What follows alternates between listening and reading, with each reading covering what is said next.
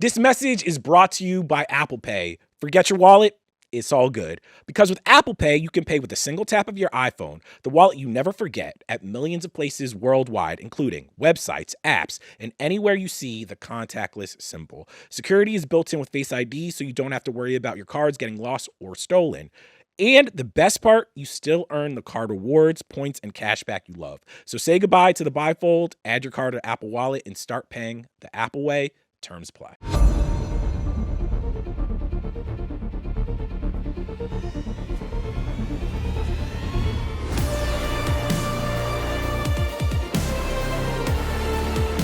Welcome into the Ringerverse.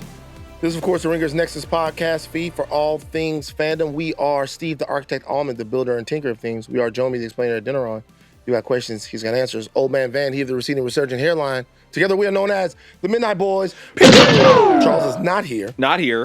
He's on vacation. Couldn't talk about Gen V. He was like, I'm not locking it. I wonder if he watched it. He definitely didn't. I bet you he did I know not. for a fact he did not.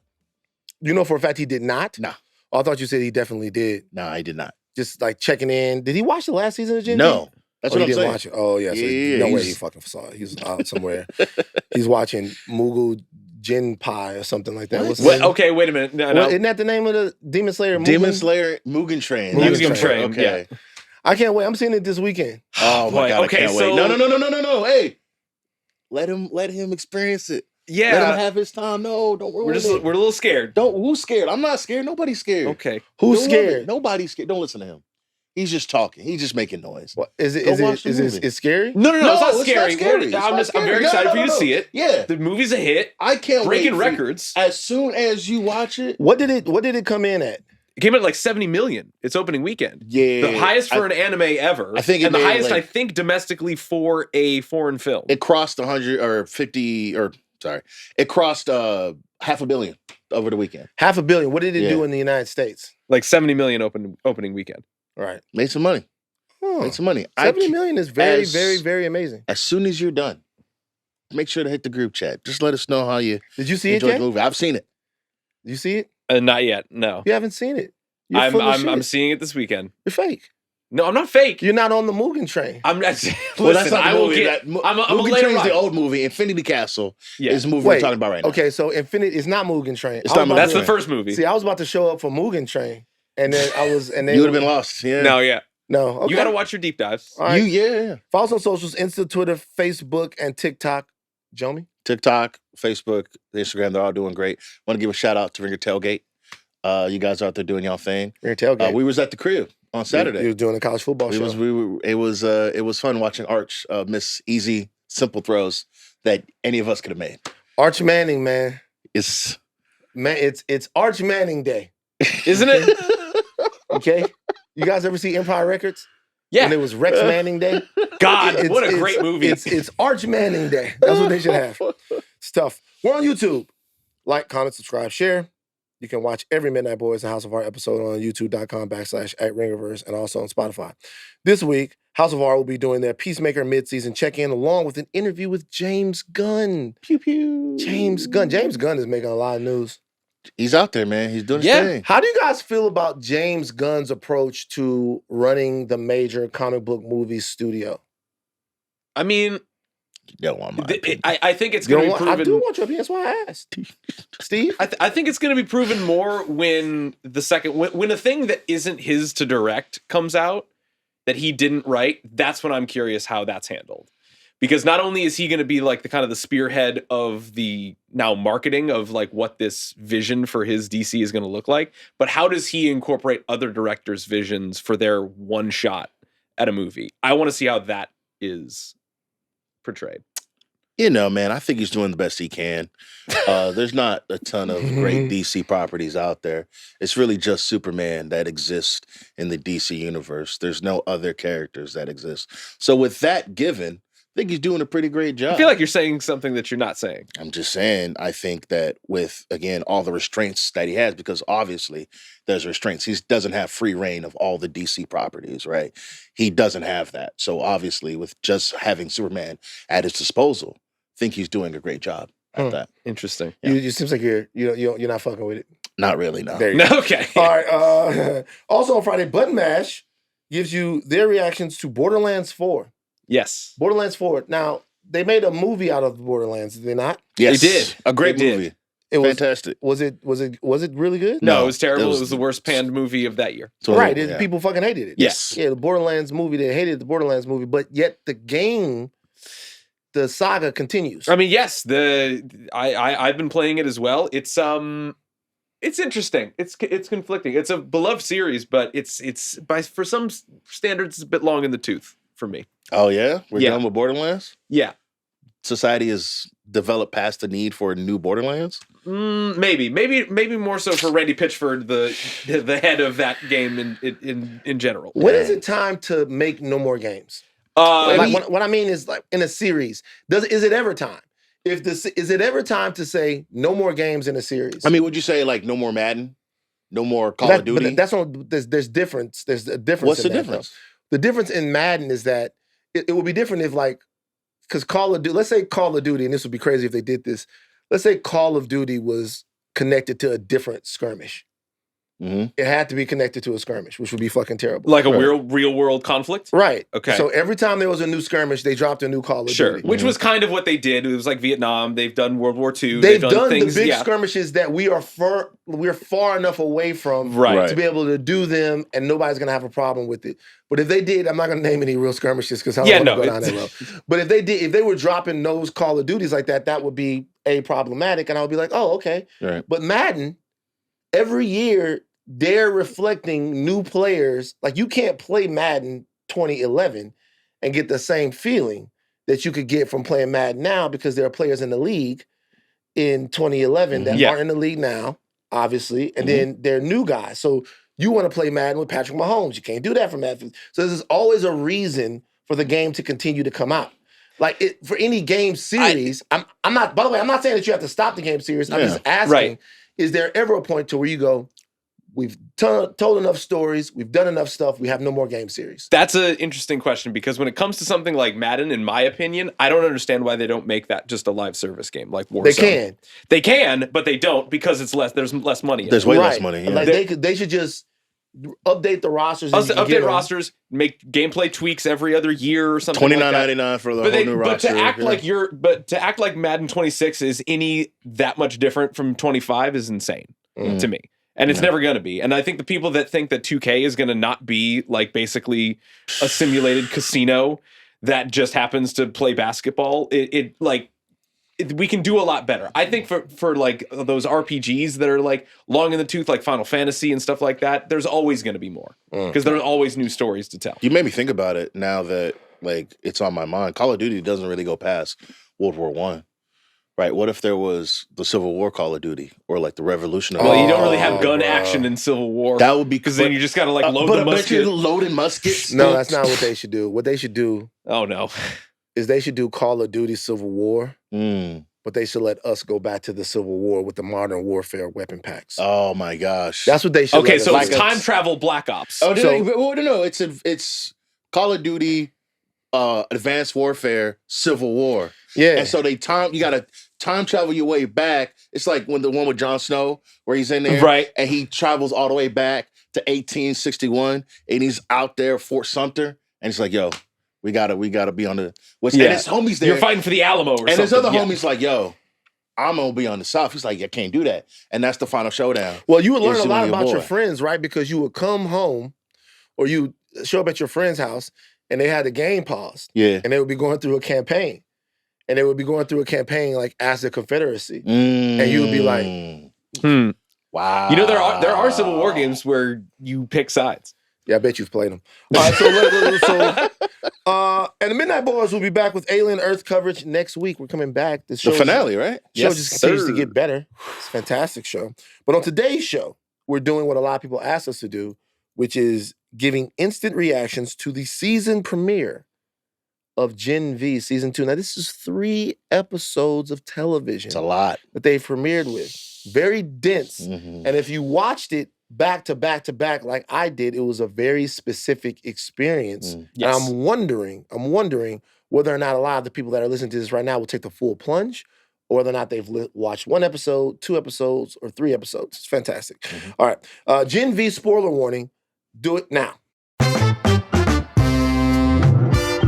We're getting ready to talk about The boys. You're listening to a reaction podcast. The spoilers are coming. Now, we have to do the Midnight Manifest. Who's doing it? I think that we might need to skip it this week, only because there's a lot to cover, And there's no Charles. and there's no Charles. It's kind of Charles' thing, right? It is kinda kind of Charles' Charles' thing. Like, Charles does the manifest. We've And tried then- it a couple of times, and it's been fun, but All right, the well- sauce isn't Who there. tried to do the manifest Jomi. and you fucked it up? That's not true. You didn't guys fuck it up. I You mean, guys you did just fine. said I went too long, which again, there's a lot of episodes, a lot of stuff going on. Yeah. You want to get the details across. Plus, doing the manifest for 3 episodes is real tough. It's a lot. We'll wait That's for a Chuck lot. to come back. Yeah. All right, now, boom, boom. Before we go forward, or before we get into the now, let's talk about the past. What do you guys think about the first season of Gen V? I loved it. I remember when it was announced, we weren't too sure about what it was going to look like. Again, the thing with the boys was always, it was making fun of all these, the superhero landscape with all the spin-offs and things of that nature. And so for them to do it, we're kind of like, all right, you guys are taking the piss. You're not being serious. And this show came on and it was impressive. It blew my mind in every which way, to the point where when we did the Verses at the end of the year, I named it the best show of 2023. There were some actual competition, but this show took me all the way by surprise. I was not expecting not only to get the same level of intensity and mystery that the boys offers, but for it to do it in a way for it's teenager or they're college kids. You know what I'm saying? We think these ideas only work for the adults and the higher the soups in that universe, but no, the kids have similar issues, and the way that they presented it was just amazing and fun. For sure. It kind of is shocking, and I mean it as a compliment, to say that Gen V season 1 had no right being as good as it was, because as a precarious enough property as The Boys is for kind of weaving a lot of modern day superhero satire along with some pretty good mystery and drama, to spin this off into a college kid level mystery show again with ultra violence, crude humor, and everything that The Boys has and more, I was shocked at how well not only it spun off into its own thing, but incorporated itself into the fabric of The Boys universe very well, and had a lot of the same sentiments and themes that show has. I think that it's really good, and I'm very excited to know that can probably be carrying over into this season. I guess for me, the first season of the show, I wondered what I always wonder about the spinoff, the prequel, the sequel, the whatever, is how does this mesh? Why must this exist? We've talked about this before. Why must this exist? And that's when you're watching an original story, you're watching a story, and the story itself is reason enough for the story existing. That you're watching Star Wars, every single scene, they're reinforcing to you why the story should exist. Now you're watching the prequels, and you're like, okay, what am I going to see, learn, and know that is going to deepen my love and experience of this world? Gen V answered that question so excellently, more than as good as any spinoff ever has. Now, obviously, there are spinoffs that take place after the character has gone on in his life. If you're talking about Frasier, then there are all these backdoor pilots that exist in these networks and stuff like that. But Gen V deepened the world, deepened the experience of what it means to be a soup, what it means to be a kid in that world, a kid soup, which we got a little bit of that from Starlight, and ended up, to be honest with you, being more of a story than The Boys was. In occasions, yes, because The Boys is a lot more seasons and a lot more runway to fail and mess up. We like some seasons more and less than of The Boys than others, but as far as a debut season of television, Gen V pretty much did everything right. Yeah, I think part of it is also The Boys universe. Not to say it was finding itself, but we'll talk about it later with all the stuff going on in the world and how it influences that world. I feel like Gen V just fit perfectly into that slice of pie and just made again, like you said, made the world bigger and more uniform. So where we're oh snap, we're basically just watching another season of The Boys, but with different characters that come in and out of this universe. Okay. We also have to touch on the fact that there is a character in the show, Andre, who is no longer on the show. He's not on the show because the actor that played Andre in real life crashed his motorcycle. He died in a motorcycle accident on his way to shoot the second season of the show. Yes. So going into that and knowing that the cast had to perform, he was written out of the show. They weren't going to recast him. The cast had to perform, enduring the loss of their friend, and the show itself had to be nimble enough to change, to stop on a dime, and go in some new narrative ways. What did you guys think about that going into the show? I mean, it's tragic that he passed, knowing that, like, I loved his character in the show, and I thought he was a very good addition to that, and it sucks that he's no longer with us. And I'm always really, I never really know how to feel when a property like tries to, like, with the loss of an actor, either tries to pivot away from a character or incorporate the loss of that real world person into that story. And I think that as we get into talk about this season more, it's kind of not at the center, but it is a constant talking point that character is no longer with us. And it kind of makes me feel odd as to how the best way to handle that is. Like, we've had a similar thing with Chadwick Boseman with the production of Black Panther. Obviously, that was rewritten and written around his death. I've never really quite known how to feel about incorporating someone's death into a story that much. And I still kind of don't. I think that the plot point from the perspective of his dad losing his son and probably wanting to know more about why his son was lost, along with all of the other mysteries that are happening in the show, I think it's handled well. But I still, like, every time that they keep saying that this character is dead, I keep thinking that there's a real world person out there that's still no longer with us. Jomi, what do you think? Yeah, I mean, it's obviously, like, sad and terrible, and he was one of the best parts of season one, and so for him not to be here, like, just on this earth in general, sucks already, and then not to have him in the show is just awful. But I think, honestly, I disagree. I think his absence and them continually, like, talking about it makes me feel for the characters more, because I think it's like losing a main character at, like, usually it would happen like at the end of a season, or even like Ned Stark, right? When he gets his head cut off at the end of season 1 of Game of Thrones, and then you have to spend the next 7 seasons dealing with the fallout of that. Mm-hmm. It's kind of the same thing with these characters. They have to deal with Andre dying and them being trapped and then finally getting out. And what does that mean for them? What does that mean for us? Like, why do they continue on this journey? They already know, like, it's kind of cooked, but why would they continue to fight against Vought after all they've been through, if not to avenge Andre? That's why it makes sense to me. It did make a lot of sense. They were able to do it really seamlessly. So let's get into the season. Now, one of the big questions I had following Gen V season 1 was, why would the students all come back to the university? Like, they were sprayed out and scattered, and I was like, you know what?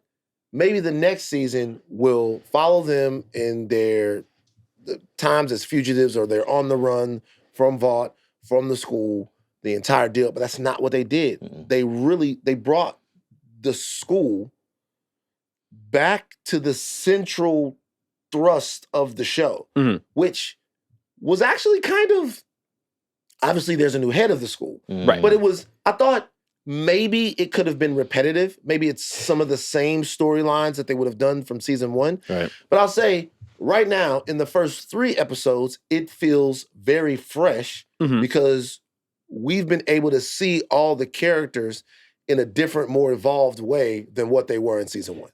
That was actually a big concern of mine, because obviously The Boys it's a world of spin. It's a world of perception. It's a world of things where the real world consequences of characters being in a certain place or making enemies out of a certain person. Vought is so evil and so conniving, it can obviously spin whatever narrative that it wants to get characters in places where they normally wouldn't ever return to.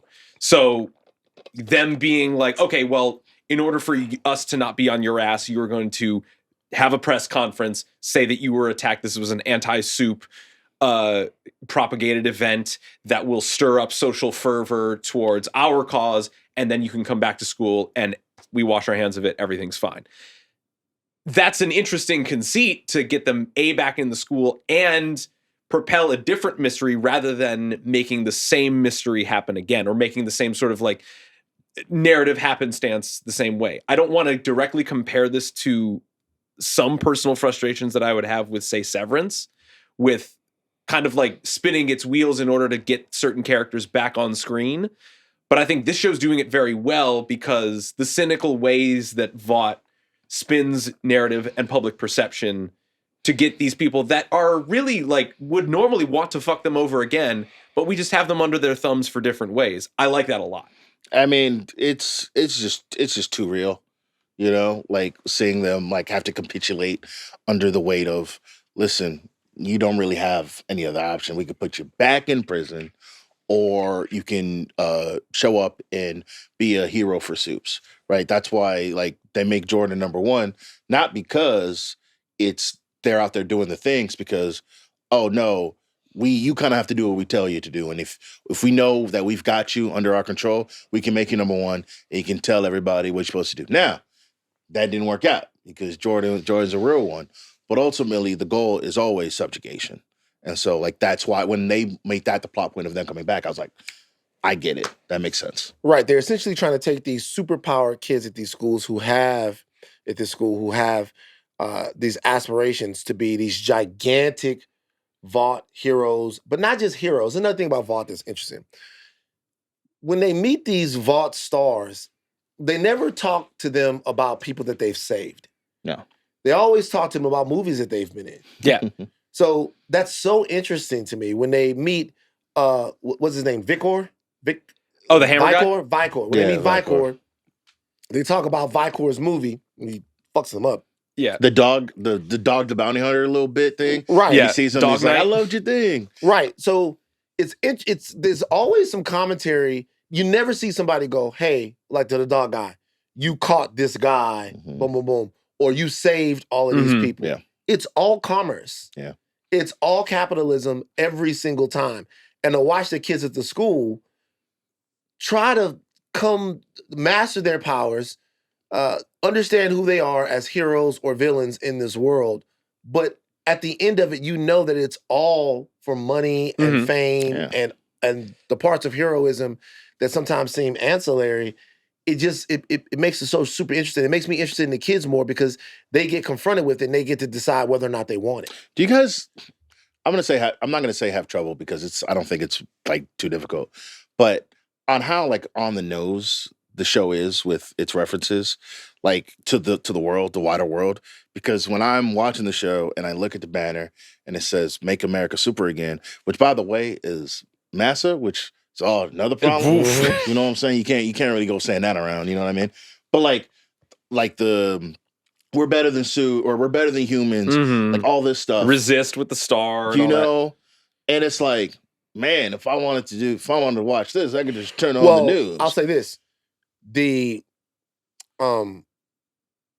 pilot episode, the pilot episode was especially because in the pilot episode, and we haven't really touched about this or talked about this on the podcast. In the pilot episode, they talk about a couple of different soups that are gone. They died. And they're talking about those soups in ways that martyr them and make them look and feel amazing. As an audience, we know who they really were. Yeah. So when I saw that in light of recent events, and obviously I'm talking about Charlie Kirk's death, but not just Charlie Kirk's assassination, which I would assume that everyone was appalled by and thinks this is terrible happening.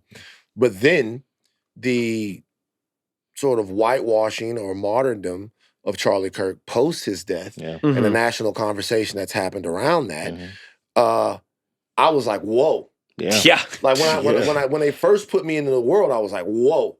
Like the world of the boys that's why I was glad to get some show. I was glad to get some blood and some crazy Right. shit, some Yeah. hijinks, because the world it's too they're predicting it too well. I'm but that's the thing. I don't even see that as a prediction because obviously this was made long before. No, it wasn't a prediction, but it wasn't a prediction of something would happen. Right. It was though a dead on and accurate depiction of what would happen if somebody that was involved in a movement, how they would be viewed by people, or how their legacy would be viewed by people who sought to take that legacy and then use it as political. And that's the thing about the show. I mean, just the Boys Universe in general, that like when we look back at the show in 20 years, 30 years, and we go like, what a moment in time. Because we thought that like season 2, season 3 of The Boys, that they might have been doing too much. Like, all right, man, it's not that serious.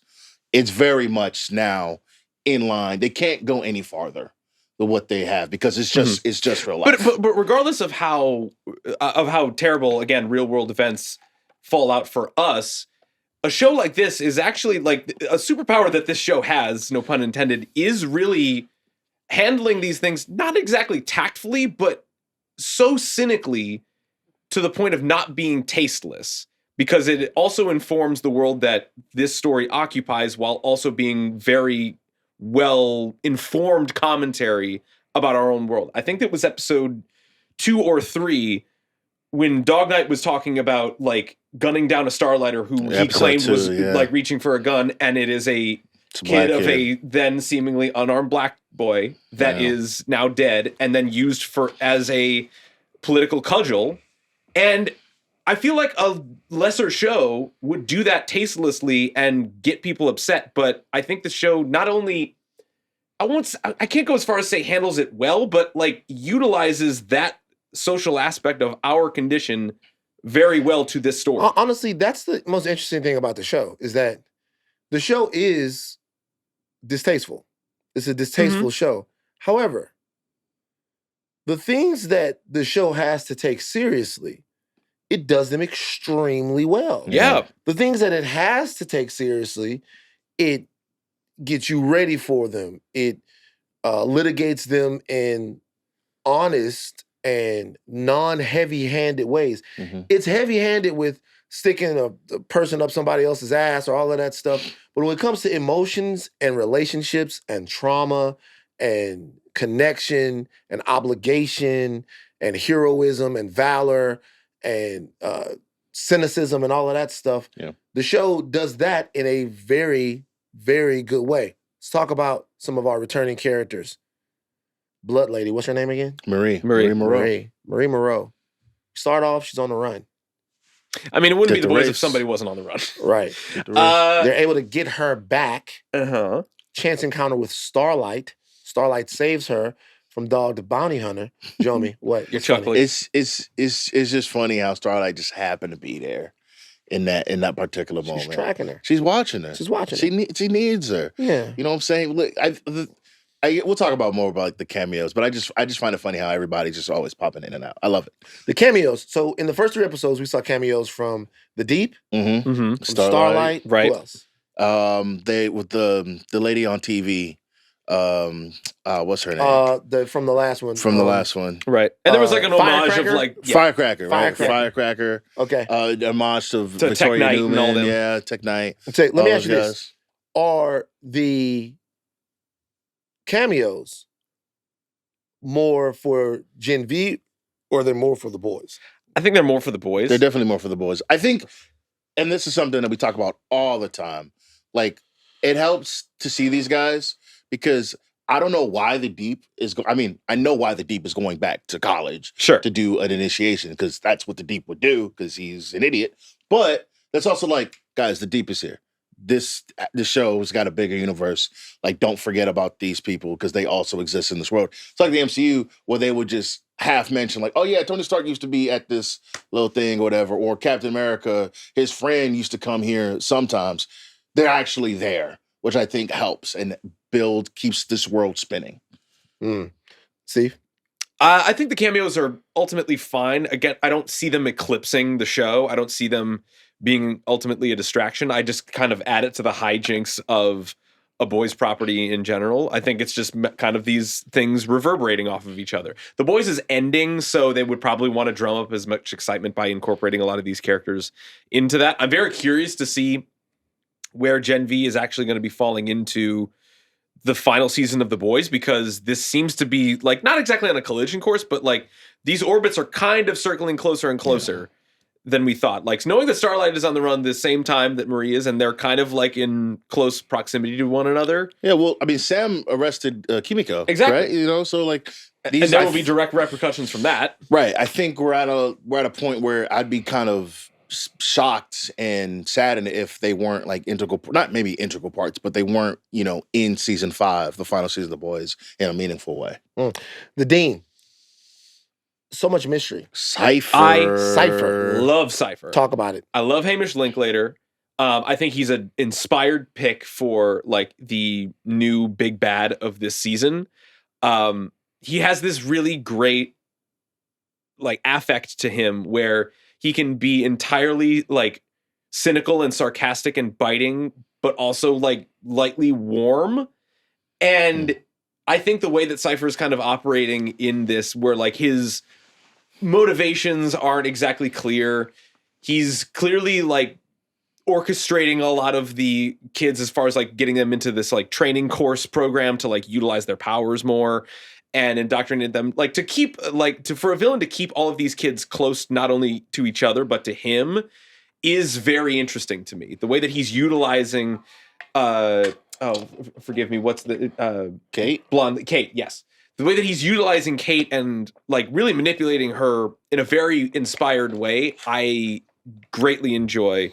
And I'm just a big shill for Hamish Linklater. He's amazing. What do you think his powers are? We did. That's the question. Because we don't know. And part to your point, like part of the reason why I was like, I like this guy's villain is because Kate comes over after the accident and she's like, we got to go get the people who messed me up. He's like, we can't do that because once I call Homelander and tell him you don't got no powers, you're done. It's like, game that out for me. Let me just call him up. Hello, Homelander. Kate doesn't have her powers. Oh, she's just a human now? Like, that's not going to work. And I was like, oh, this guy's great. But what does he do? Like that, like I'm reinforcing like, okay, you need powers. What are your powers, buddy? Yeah. And also, when she comes up behind him to try to read his mind and all of that stuff, remember when she comes to visit him in his it's office? just nothing. And, no, he grabs her hand before she can. And puts it in the blender. I watched that scene back a couple of times to see how quickly he did that. And I was trying to see, it was interesting the way they shot it. Was that a soup thing? Or was that just... distraction? Well, no. You think he got Spidey sense? Well, was his ability to... Because she's coming up and he doesn't... Was his ability to see her, was that from training or... Was like clairvoyance? A soup is that part of his reflexes that fast to grab her and do that? Obviously, she couldn't yank her hand out, but that just could be because he's an older man, grown man strength. She can't get away. So, like, what I was trying to think in that scene, were they trying to demonstrate, even in a small way, what his power set was? It also slightly alarmed me that he didn't look. I mean, again, she's quite young, but to know that he was the doctor that delivered Marie. And he looked exactly the same. I'm like, that's like slightly interesting. Only to know that I'm like, okay, do you not age? Are you some sort of like...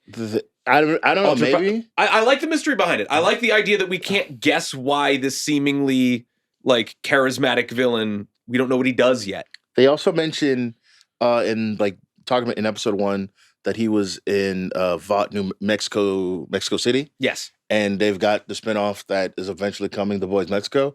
So who knows? Like that's probably connected in an interesting way. But yeah, we just don't know who this guy is, and I'm looking forward to finding out. Like, do you think we'll get a second SpongeBob cameo from that spinoff? I don't think. Oh, who would we get? We could probably get Tom Kenny. It's possible. We could definitely get Tom. That was a wild cameo to start off that season. Listen, Clancy Brown is that guy, bro. Yeah. Respect Clancy Brown. All right, let's get back into the story. These kids are back at the school. They're training. They got their own danger room. Now, can't be That's a shitty danger room. It is, but hero optimization. in the first season, so in the boys' comic books, Right. this guy is Golovkin? No, Godolkin. Godolkin. By the way, if you guys haven't realized from 4 years of the Midnight Boys, I'm not good at the names of stuff. Yeah, no. Okay? Try. I can't wait till you get into anime more because I'm gonna love to hear you say those names. Mugu Gaipan? Yeah, exactly. God, Nailed it. What? It's Mugen Train. It's really not hard. It's You really guys, not man, hard. what are you talking? Demon Slayer Mugu Gaipan? No. Yep. It's Mugen Train. No, it's exactly that. Racist, man. That wasn't right. That was crazy. There was no need for that. He tried, folks. He really did. I want to see it. I gotta watch it. Because my Demon Slayer day to get caught up on everything is Friday. Right. Okay. So I gotta watch Mugen Train. Do you just have? If I were you, I would just watch Mugen Train. Right. I think And then that's just important. deep dive videos, And catch then, up videos. Yeah, you just need character information. You don't need too much. Not that the movie explains it, but it doesn't matter. So just watch Mugen Train. You can see why I'm nervous now. And you'll be okay. And you'll be fine. Don't We're worry not about it. nervous. It's fine. You're gonna have a great time. Don't worry. He's gonna have a great time. I'm just saying for your benefit, so you're not like watching 1,000 videos. You're not there all day. Really, just watch Mugen Train, and I can send you a video of like a character update. So when you see a character in the I know movie, who it is. you know who it is. I know who it is. Okay, just last thing about Demon Slayer, we get back to JD. Yeah. Mhm. They have powers, right? They have powers. Yes, they have their breathing techniques. Yes. that It's they basically use. mastering of a martial art kind Mhm. of way. Think Like chi? waterbending and earthbending in Avatar. But they're humans, Yes, but they can master their chi and do amazing things. I don't know if it's exactly like that, but yeah, Kind of. kind of, Mhm. yeah. And they're fighting demons. And they find demons. Yeah. A lot of demons. Can't wait. Dude, I can't wait for you to watch it. Can't wait for I'm so excited. You Back have no to Jim idea. Page. Van's gonna talk so So, much shit. Godolkin. Yeah. So in the boys' universe, Godolkin is Professor Charles Xavier. Not really. No, Godolkin- If he no, was a Nazi Hold and on. a KKK? Hold on, Yeah. hold on. You guys are wrong. Okay. In the boys' universe, You're You talking about the comics. The comics. Yes. Oh, okay, Yes. Okay. okay, Okay. in the boys' universe, Godolkin, Mhm. John Godolkin, the guy who started the university, has a group called the G-Men. It's Yeah, very yeah. on the nose. Mhm. And G-Men. they're the G-Men, because the Godolkin men. Yeah. It's very on the nose. He is Charles Xavier. It's the same thing, just Yeah. like the Seven. Yeah. Just like it's the exact same thing. I actually wasn't aware of this when I was watching the first season. No. I wasn't aware that this was an X-Men play Right. in the first season. I guess you could have been aware of it, but there was also no Godolkin there. The guy's gone. Right. So it's not as evident. However, and by the way, from what I read and researched in the actual boys universe, Godolkin he's fucking sinister. He's like he's a pedophile and all of that different stuff. Well, I mean, they go The into boys' comic is a lot. The comic Yeah. is the comics is a lot, but even in when they go into the little back room, and they see he's got the Nazi imagery, he's got the KKK hood. Just not a guy you want to, for especially us. Not a cool dude. You want to really see. This season, to me, I can more see the X-Men vibes in the show than I could last year. I see them a little bit more now. Well, because they got a danger room. They got a danger room. The whole conversation about being able to maximize your powers, Mhm. learning how your powers work, take your power set to the next level. Mhm. All of that was way more on the nose. When I look back at it now, the through line, the DNA of the entire show is the relationships between the characters and fighting this and fighting that. But it's very much Mhm. X-Men. But I saw it a lot more in this season, and I'm wondering if that was purposefully done too, because there's been so much mutant talk in the MCU and the boys' universe. I is want to say always so that. I reactionary to think that. part of it is also season 1. These kids come in and they're wide-eyed, bushy-tailed. They're like, "Man, I get to go to Mhm. school with all these soups. It's gonna be great. Oh my gosh, I get to learn so much about my new world." Turns out this world sucks, Mhm. right? And it's only gotten worse over the year. And so it just becomes now like we gotta. What was the guy say? We gotta fight humans. Yeah. We get like they're gonna come at us. They outnumber us 1 to 10 million. 10 million or something. Which, Yeah. by the way, means like, and I try to do the math. You guys will let me know if I'm wrong. There's like 8,000. If that math is correct, there's only like 8,000 soups in the world. Which means that like they probably have only got like how many hundred at that school? Right. Like, And so it's just like, that's like a I'm doing community the math. college I'm like, campus. Like, man, y'all, if the y'all really went to war, humans will mess y'all up, bro. oh yeah. Humans will get y'all. So there's just But it some also math there. adds Well, they talked about that in the show. It was Yeah. like that we're outnumbered by the humans. And since we're outnumbered by the humans, we need to level up our powers and be ready for them, because if they ever decide they want to take shit back over. It's so interesting because I am leaning a bit more into your analysis that this could be like an X-Men comp, because again, the social stigma around soups now being that they're distrustworthy. The Starlighters obviously are a bit more of like a pro-human cause. This is sort of like a reverse like Magneto school where they're already sort of like villainized, so they may as well like hone all of their powers and become the most dangerous versions of themselves so that they're not fucked with. But the idea that this is also corporate, this is also like run by a company that makes the medicine that a father takes at night is interesting, because the main things that are actually worrying this student body and the corporation that funnels it is clicks on TikTok, the perception of what humans are doing to soups in the abstract, and a narrative that they can control. All of those things like don't exactly translate into a danger room when they're honing their powers, but they want them on their side.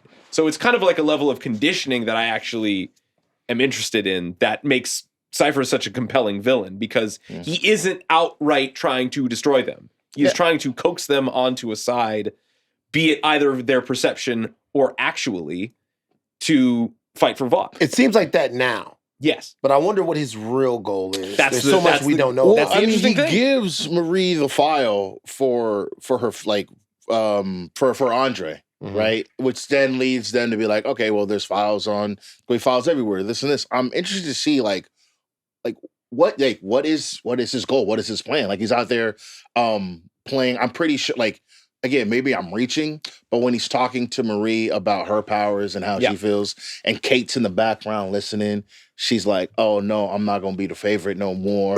Like, what is this guy's deal? I think that's, I don't know if it's the most interesting thing of the season, but it's definitely gonna be interesting to me. Right. Huh. All right. Character check-ins. Yes. Everyone, let's go through it. We talked about I Marie, feel talked like about Kate. I think Emma might be my MVP this season. Interesting. Emma's great. Emma's great. She's very funny. There's like an interesting like arc with her where she's like developing her powers in a way that isn't like involved with self-harm. Obviously, Marie is also on that journey because she's trying to figure out without like, cutting herself. how deep can this like power go without me having to hurt myself. But Emma is always this like not only just a comic relief, but like a level of earnestness between this dynamic of friends that I really, really enjoy. She's very funny. And I mean, she's the only one who's funny on purpose. Right. Yeah. And the one, she's the only one that's like legitimately giving you jokes and stuff like that. and I really like the interactions with her and Andre's dad when they're like trying to look for files through like the archives and stuff like that. The Rememberer? Yeah. Which like honestly, I love that guy. I like him. He's great. He was the man, bro. Yeah. He was like So He was like low key flirting with his dad. That's funny. And It's great. and the fact that he said something, and this is another thing I like about this show, how they get meta with some of this stuff. He said his show got canceled with a 2.7 rating. People would murder for that People now. would murder for that. He's right. Yeah. Like if you had a 2.7, I listened. I was like, Nielsen's man, dead, man. Dude. He's right, bro. A 2.7, well, you would fucking kill for You that. be the right man, now. bruh. But That's yeah, a good archivist nerd character. You pre-streaming? Come on, Yeah. bro. 2.7, man. They took this man. Those shit are off mash the- numbers. And in that scene, was she actually a fan of his? It seemed like she was. She was. No, Yeah, but she was also tripping. She was tripping. Yeah, she was. She thought she was taking Xanax. It was not a Xan. Yeah. So she was feeling herself, but ultimately got the job done. So you Right. take those. Right. You take those. But Steve, you were saying about But no, like I think she's great. Her like little mystery with who try to figure out who's doing the sign thing. That's like a great side quest for her. I really like this. Team Starlighters. Yeah. The Jordan, obviously, a character that we enjoy a lot. I thought the subplot between her and Marie in episode 3 when they hook up and Marie's like, "I love you." Jordan's like, hold on. That's real. That's real. Fuck Jordan for that a little bit. What do you mean? What do you mean? Like, you don't say I love you to somebody you just had sex with? That's kind of mean to say. All right, man. That's mean. This is insane pandering. This is That's mean. insane pandering. What's mean about it? That was the first time Marie had sex.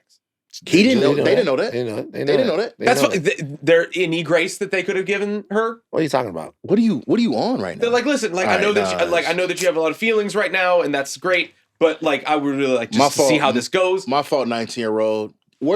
At 19 years old, were you that woke? Will you be like a girl? No, but obviously we're just like, we're not gonna like.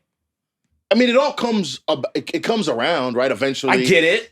They're like, oh, I do love you. I wish I would have told Andre. Y'all want to hear a crazy story? Please. It's really a crazy story. By all means, y'all. When I tell you it's a crazy story, it's really a crazy. Let's story. go for it. Lock it in. So, I was. This is a crazy story. So I was with a girl. I've been seeing her for a while. Right. We're at my apartment, and we had woken up in the morning, and we were talking about how we were seeing each other and the whole relationship. Sorry, quick pause. Can I ask how old you were at this time? I was 21. 21. Okay. I was 21. We were talking about what the thing was, right? What the relationship was? Yeah. Defining we were just laying in the bed, just asking me questions. Mm-hmm. And she asked me a question. I didn't get to answer the question. I never got to answer the question because somebody interrupted me by coming to the door and telling me something. What? They told me that 9/11 happened. What? Now, wait, hold on. I was having a conversation. Right. Was in the room having a conversation with somebody. And makes all the sense. We're in the room. Oh man, we're in the room having a conversation with someone. Someone asked me something. All of a sudden, knock on the door. Boom, boom, boom, boom, boom. Okay, terrorists just the Pentagon. You guys, if some way, I'm not gonna tell no names, but they know, like some way they know that this happened. Sure. And they So I have a question. Then 9/11 happens, and then we go into the living room. And you're watching, and that discussion is not resumed. We're watching the TV, and everybody's watching the TV, and then the conversation about like what we are doesn't really matter. It never happened. So it never happened ever. Okay. So they asked that. What was your answer going to be? I don't remember. Oh no, I don't remember what it was going to be. But I had been seeing her for a while, and obviously we had just spent the night together, and she was friends with my homie's girl, and that's how we met. Right. So it was a little crew. So you don't even know if you were bailed out. And by the way, it wasn't like she was trying to like be with me, or whatever. Right. She was just basically kind of seeing what the deal was, what the deal was, and the question comes out. She wasn't like on me like that. Mm-hmm. The question comes out, and then we talking. Knock, knock, knock. Knock, knock, knock. See, Saved by the Bell. Think about this. 9/11. If it was getting, if the pressure was getting too much, you were saved by that.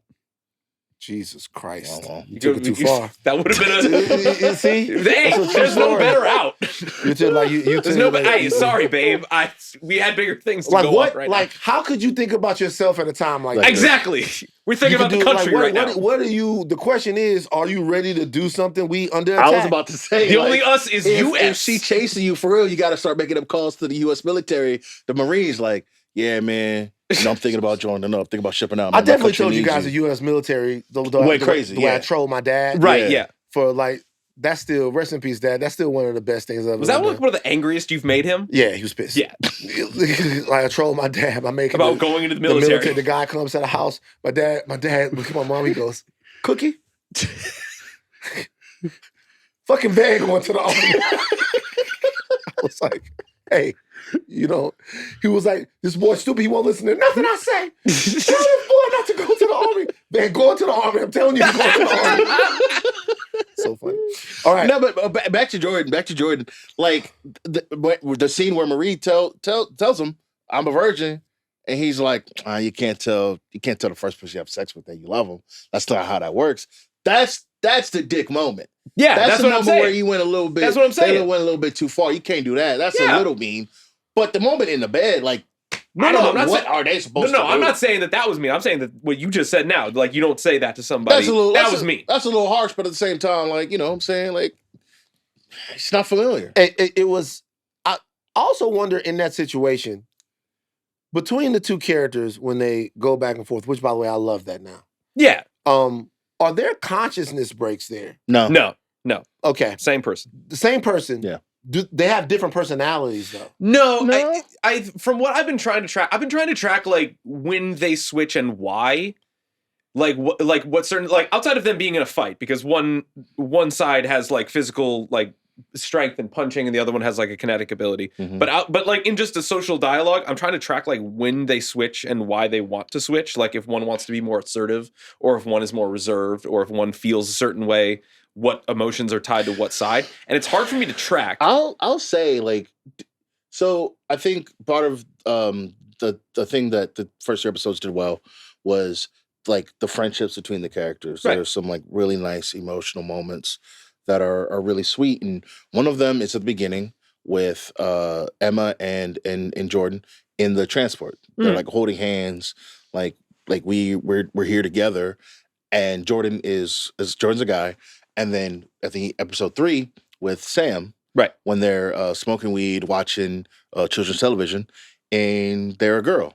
And it's just, I think, on the circumstance, like what makes sense for the comfortability of the characters, right? And so I just think that's how it's done. It's really not. I think in those particular moments they think about it, like what makes sense emotionally. Mm-hmm. But when they're just out and about having conversations, I don't really think. I don't think it matters. All right, Sam. Not a lot of Sam stuff happening in these first 3 episodes to me. I mean, not like there's some. He's a tad underserved right now, but not even underserved. Mm-mm. Almost like he's in a new position. Last year he was sort of this weapon, this super strong, crazy weapon that was dealing with the death of his brother and all of that stuff. It seems like the character now is rounding into something new. So for these first 3 episodes, it didn't really seem like Sam was the focal point that he was last season. Yeah, he's in a bit of a regressive state. He's having visions again. He's seeing the puppets. He's having a tough mental slip. Fan of the puppets. Yeah, and he doesn't have Kate to kind of steady him.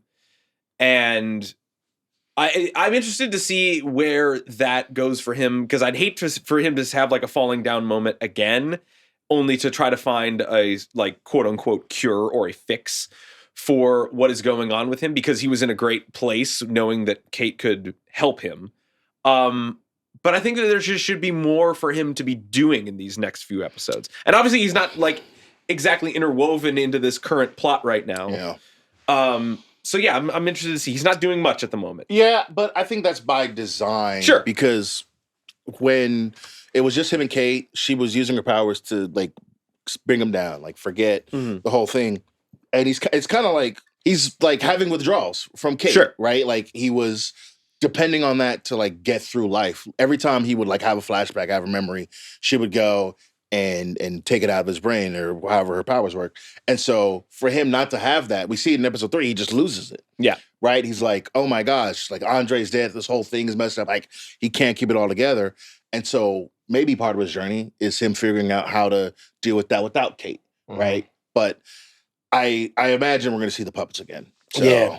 It might take a minute. Yeah, the puppets are coming back for sure. I always get freaked out by those puppets. I love the puppets. It's because, okay, maybe I'm like too like Muppet pilled, but like when I see like, not to say that they didn't work hard on making these puppets, and obviously they made a lot, but when I see a puppet that isn't a Muppet, or at least like the same sort of like character design as a Muppet, it always freaks me out, because I'm like, what evil off-brand thing? Muppets. You don't like them. It's not that I don't like them. They make me uneasy. Muppets? They make me uneasy. Wow, that's really elitist. So the Muppets that are like Fozzie Bear and all of Sesame those guys, Street, Elmo. those guys yeah. are cool. But then people that are like Muppets in the Muppet It's thing. like the lips aren't right. They look too much like humans, but not as much like as. Yeah, like, because they can't make them look too much I know like that. the other Muppets because that would be copyright infringement. So they make them look a little weird, and that fucks you up. it fucks me up a little bit. What about Fraggles? I'm not a big Fraggles guy. You don't fuck with the Fraggles? Fraggles? Dark Crystal, yes. But Dark Crystal. Dark Crystal, Dark Crystal, is terrifying. Dark Crystal's awesome. Nah, I can't do Dark Crystal. Nah, I can they're do cool Fraggles. birds. I can do I can do Fraggle Rock. I can't do. What I is do the Dark Crystal. central mystery, the central thrust of what this season is to you guys? So I think they try to. Is it give Andre's us- death? Well, maybe nah. I think that's like the emotional through line, but like the actual plot, I think is like what Cypher's up to and Odessa, and what that means for the future of the boys' universe. Because Starlight comes to Marie and she's like, "This is a weapon. Odessa's a weapon," Right. and we find out that Marie's Odessa.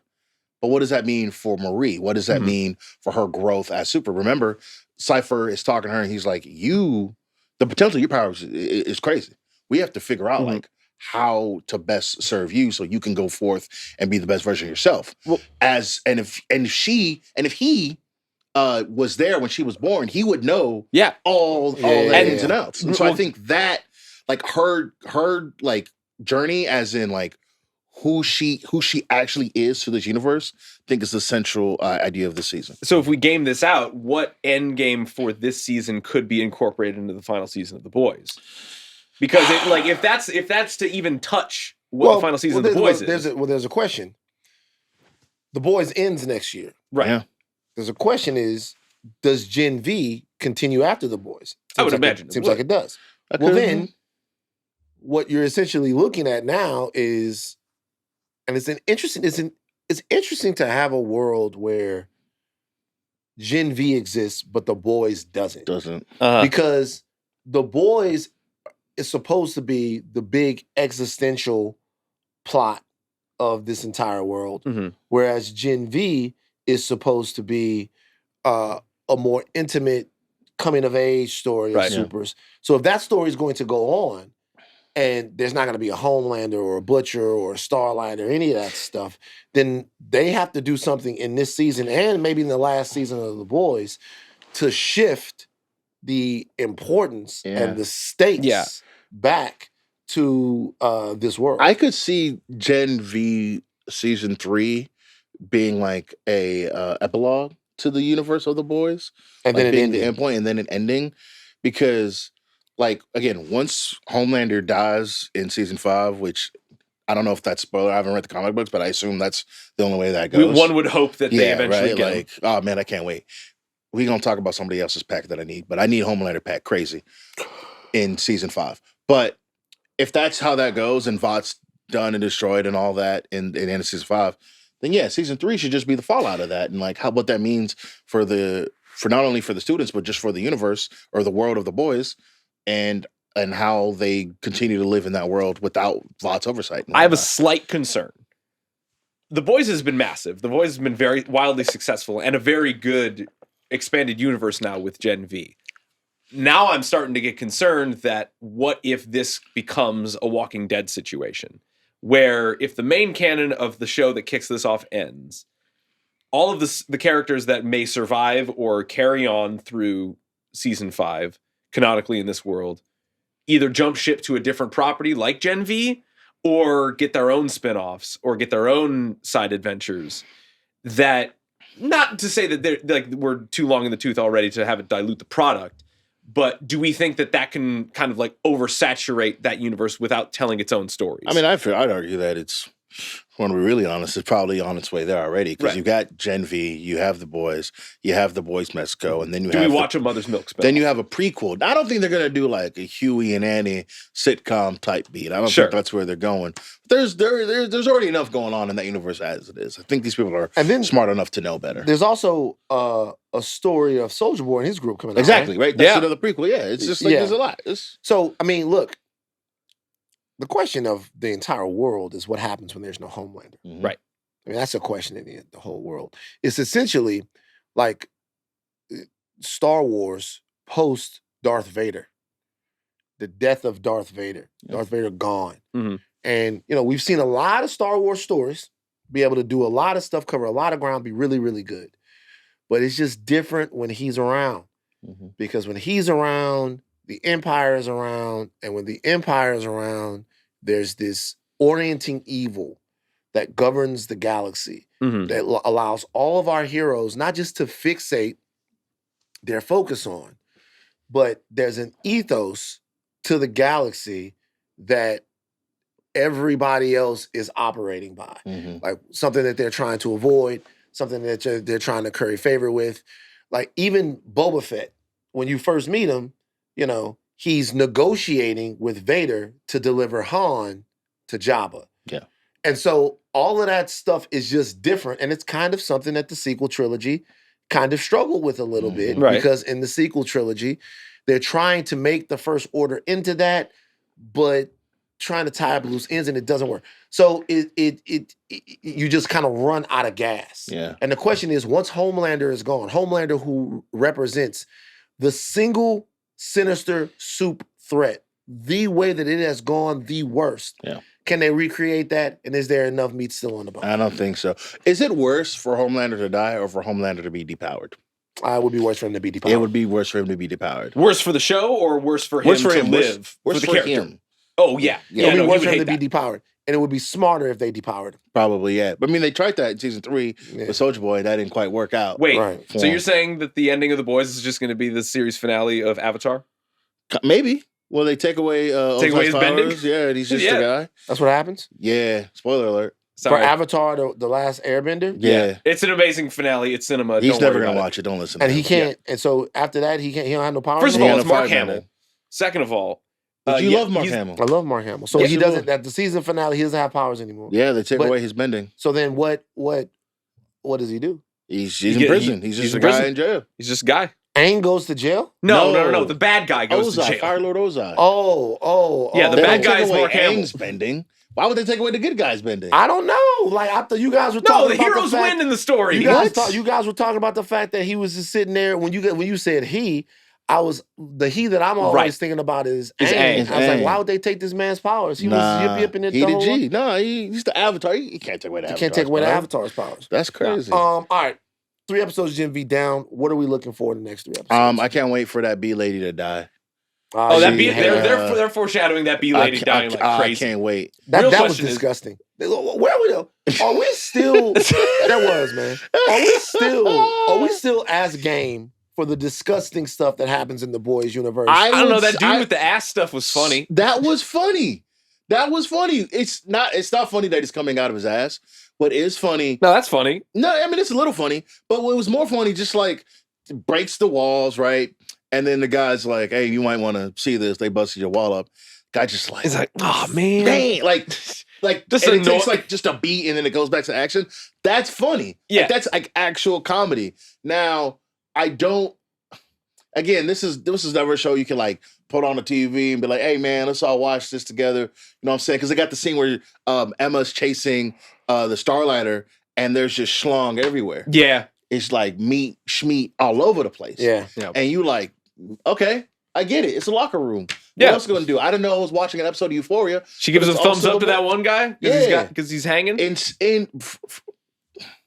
I never seen nothing like that. That was crazy. I ain't never seen nothing like You that. seen the meat, Joe? I That's never the- seen me like that. That was wild. Did you pause? You're just like, what the? I did not pause. I did not Wait, listen. first of all, let me just say, if you did pause, It's don't let okay. Steve shame you. Shame- no, You no, see the no. meat. No, No. it's like, more you're just like, wait, did I see what I thought I saw? he literally, like in my head, I'm like, did I see that? And then like obviously Emma looks at the guy and goes, well, pretty Hey, good for you. So I'm like, oh yeah, that was that guy. I was like, God dang, Right. what they got going on? The guy, what if that's his powers? Oh, well, no, we know that. There was a guy at Yeah. Herogasm with the big prehensile dong. Yeah, Yeah. the That whole keeps thing. saying mother's milk in the mouth. Right. Man, shout out to Laz, man. Yeah, Laz, I hope you got a bump for that because that's crazy.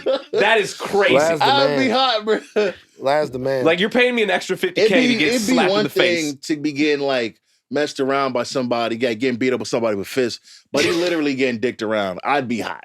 where are we at with the first 3 episodes? Do they pick up the last season was incredibly critically Mhm. acclaimed?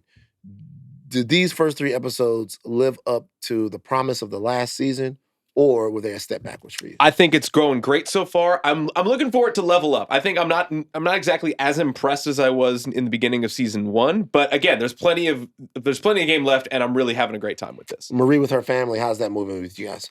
I'm worried. Not like that it'll like slow the show down, but just for her. Yeah, that's like she's been searching for her sister for so long, and like she kind of found her. Like she's like knows where her sister used to live, and her aunt's like, nah, she don't want to see you. Like it's just like not you killed her parents. Yeah, it's not gonna happen. I'm like, dang, that's gotta like to hear that.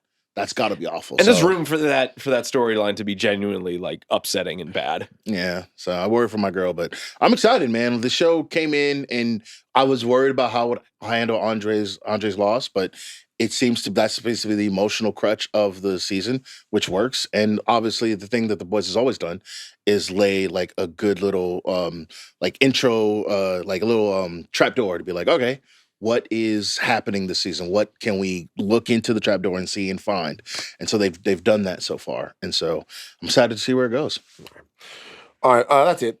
This week on the Ringerverse feed, House of R will be doing their Peacemaker mid-season check-in, along with an interview with James Gunn. We would like to interview James Gunn. We can't interview James Gunn. Why? Because we would ask him questions he's not going to answer. You know who we can interview? Who? Matt Reeves. Matt Reeves. That's how we're the dueling.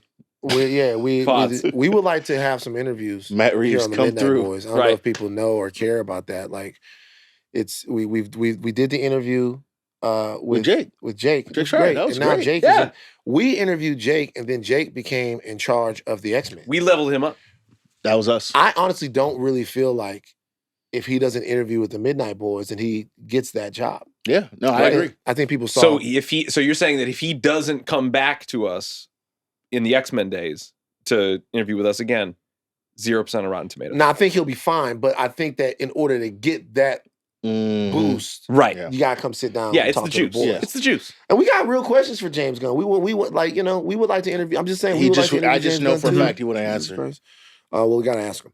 Also on Friday, Button Mash gives you their reactions to Borderlands 4. Mm-hmm. It's the 4th Borderlands.